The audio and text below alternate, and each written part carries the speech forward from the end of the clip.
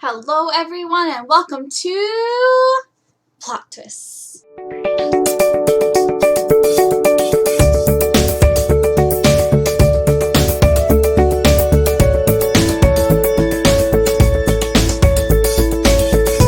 So today I'm going to be doing my June wrap-up. So we're going to start today with some reading stats. I read 10 books in the month of June, which is really awesome. Of those books, 3 of them I read were digital, 7 were physical. I had 5 5-star reads and 5 4-star reads, all really good books I read this month. 5 of them were graphic novels and 5 of them were full-length novels. And then in terms of genres, I read 6 fantasy, 3 sci-fi, and 1 contemporary. So I'm going to talk about these in the order that I read them. The first book that I'm going to talk about today is Half Sick of Shadows by Sebastian. This was a NetGalley arc that I finished at the very beginning of this month. This book is an Arthurian retelling from the perspective of Elaine, the Lady of Shalott. I really enjoyed this retelling. Overall, I gave it 4 stars. Some things that I really liked about this book, Sebastian's writing is some of my favorite YA writing that I've ever read. I've also read most of her Ash Princess series, hoping to finish that up this month, but I really enjoyed that, and I also really enjoyed the writing in this. Without getting into too many spoilers, the main character has some visions throughout the series, and I really liked the way that these were written as possibilities that could happen, not necessarily things that are going to, and that was really enjoyable. I also really enjoyed how true to character each of the characters in this particular series were, while changing them enough that it was interesting to read. The character development, the characterizations over the course of this book were really enjoyable. The only thing that took this book from being a 5-star to a 4-star for me was that the plot was pretty predictable, and I could kind of see where the story was going from probably about halfway. But outside of that, it was really good and I did really enjoy it. Overall, I rated this 4 stars. The next book that I read this month was Go the Distance by Calonita. This is one of the Disney Twisted Tales books centered around the Disney movie Hercules. The premise is, what if Meg had to become a Greek god? So this book picks up at the end of the movie Hercules, where Hercules becomes a god. He goes up to Olympus. He tells Zeus, a life without Meg, even an immortal one, would be empty. And Zeus says, nah, bro, I've waited this long for you. You ain't leaving. So the plot centers around Meg figuring out how to become a Greek god so she can be with Hercules again. There are some things that I really liked about this book. It gave you some additional Greek god perspectives that you don't get from the book. Specifically, Athena I really enjoyed. Demeter and Persephone, that was a really interesting addition that I enjoyed. And we get more from Aphrodite, which was pretty cool. Some other things that I really enjoyed, it gave Meg a pretty intense backstory in terms of showing you her upbringing, as well as the whole story with the guy that betrays her.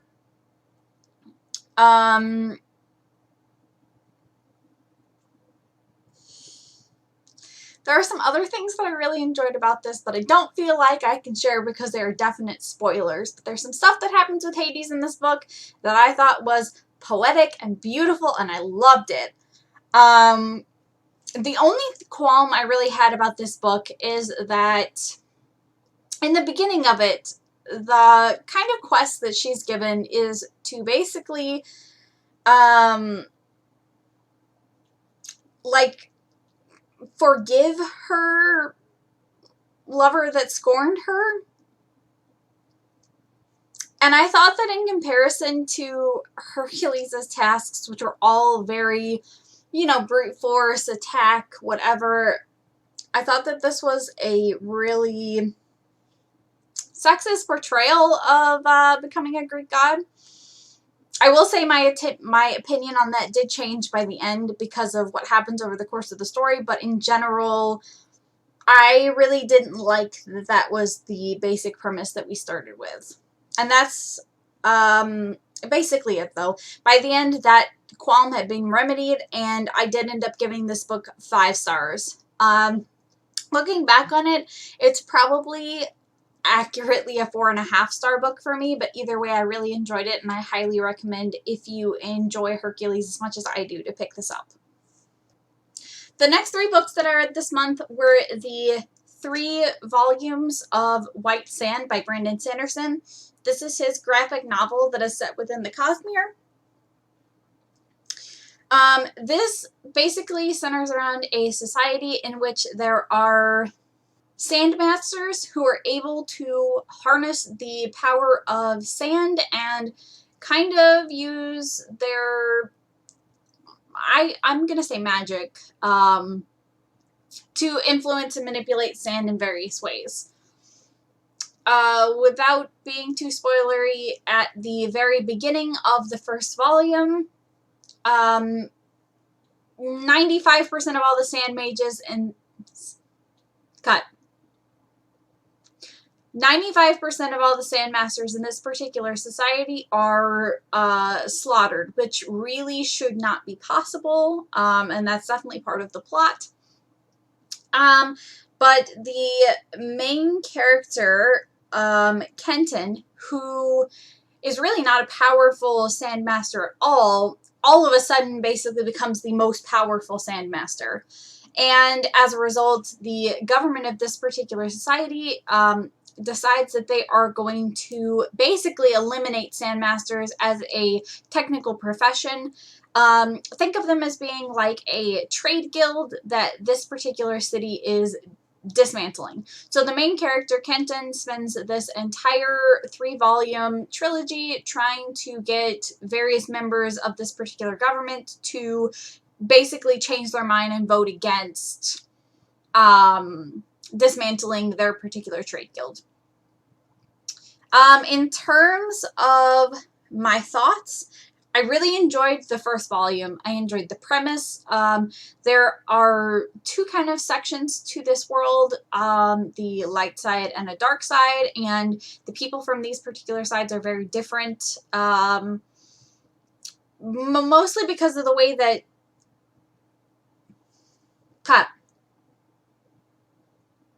one way that's particularly different between the 2 is the way sand works on the light side versus the dark side, and that was pretty interesting.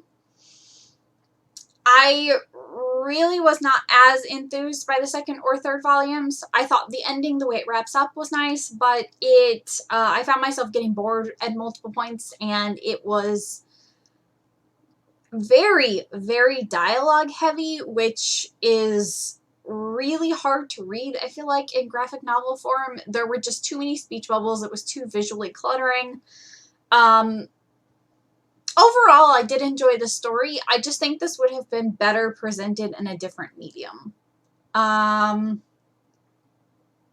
Yeah. So just to recap, I gave the first volume 5 stars and the second 2 volumes 4 stars, and really thinking back on it, the second volume is probably closer to 3.5 stars for me.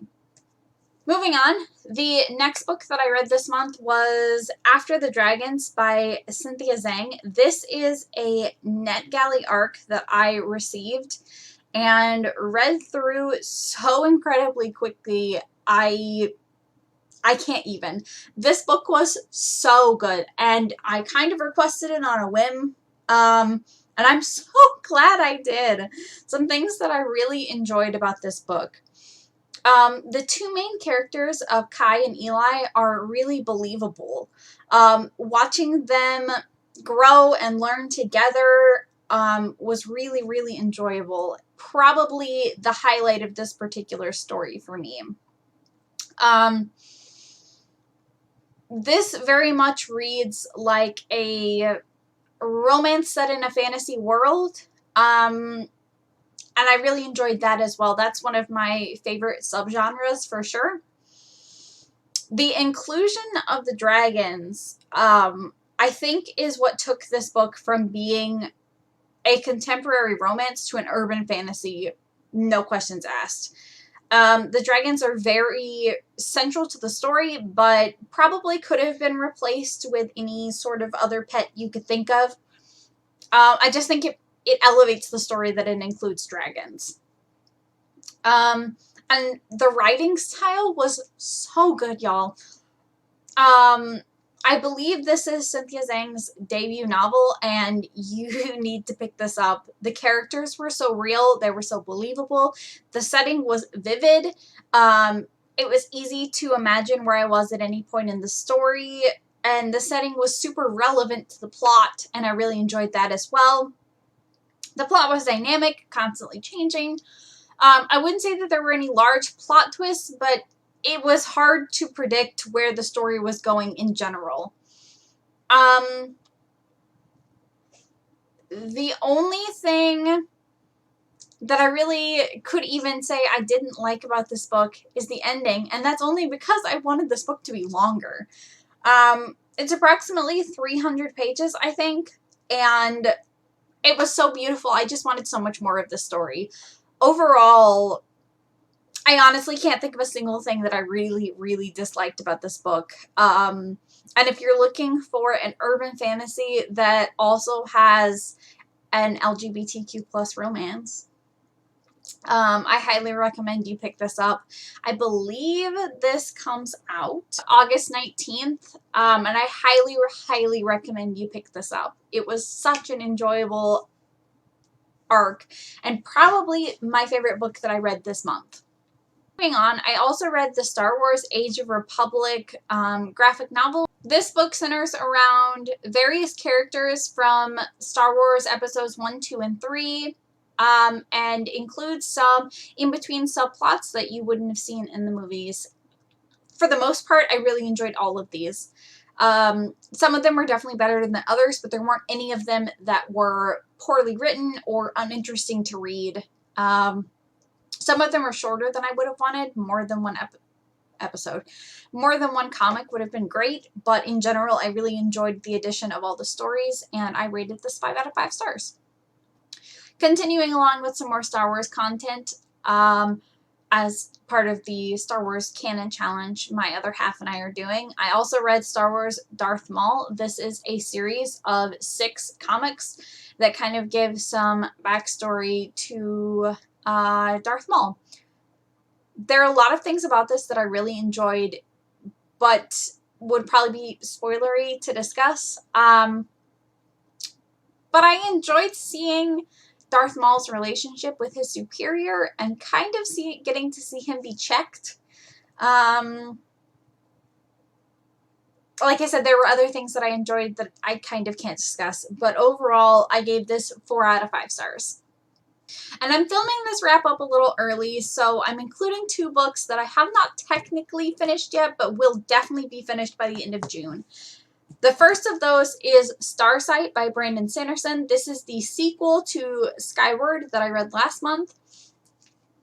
I can't talk a whole lot about the plot in this book as it's a sequel, but I would say that I am equally as excited about this one as I was about the last one, which I would say is very rare in the second book in a series. Usually, especially if it's a trilogy, usually the second book is a huge dip. There isn't as much to it. And I would say that I even found that true of Brandon Sanderson writing specifically. Granted, I've only read one of his series so far. And we'll see if that trend continues. But I didn't feel that way with Starsight at all. This very much has the same feel. It is just as well written. The characters are just as interesting, just as dynamic. And getting to see them continue to change has been the highlight of this book. I am anticipating rating this 5 out of 5 stars. I'm about 3/4 of the way through, and unless something drastically changes in the last quarter, this will be another 5-star read from Brandon Sanderson. And the last book that I'm going to talk about is Crazy Rich Asians by Kwan. I am approximately 85% of the way through this novel, and I have loved this. Completely understand why the internet says that this is a read like a Gemini book. The characters in this are larger than life. They are very much adaptable depending on their particular circumstances, especially Nicholas, who is one of the main characters in this particular story. The way he acts around his girlfriend, the way he acts in America versus the way he acts back home in Singapore is drastically different. I don't know. Overall, I just really, really am enjoying this story. I understand why this has the hype that it has. Again, unless something drastically changes in the last 15%, which I highly doubt, this is another 5-star read for me as well. I look forward to watching the movie, which I have not seen, and continuing through the rest of this particular trilogy.